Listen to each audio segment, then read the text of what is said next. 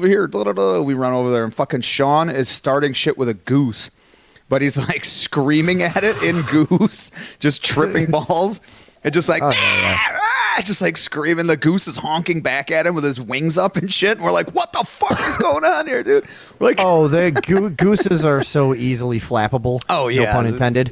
But yeah, you can get them going. Oh yeah, they're we used to when I was like a kid, like 9, 10, we used to ride our bikes around the pond, and of course we figured out that we could herd geese. So you would, and back then you had time, Yeah, that's just like you needed something to do for the day. So we would, they'd start scattered all over, like decent size, like big pond, whatever.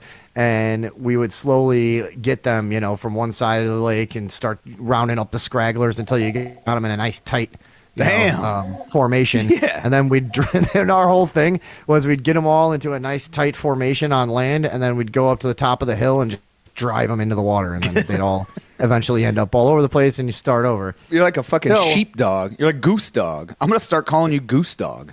That was until Wendy Gokenauer caught us, because Wendy Gokenauer was a psycho, right? Obviously. And she went to my grade school, and who knows where she is now. But she was the kid. Did you have these? There was two. There was Wendy Gokenauer and Sarah Betts, and they were obsessed with animals, which wasn't, whatever. But they would pretend to be animals all the time, constantly, and they wouldn't stop, and they would be like whatever different types of animals during class, always crawling around and this and that.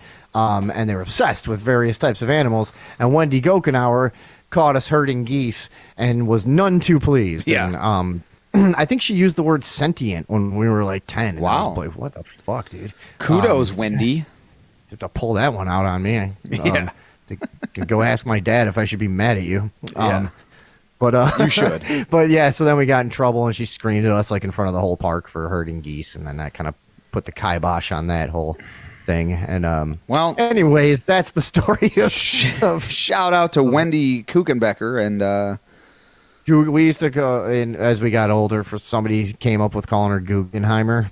Obviously, so that became the thing. I don't know. Yeah, Wendy Gokenauer, and so don't forget Sarah Betts. Real names of real people. Yeah, Butts and Guggenheimer. All right, you know what? Let's take a look at an article, shall we?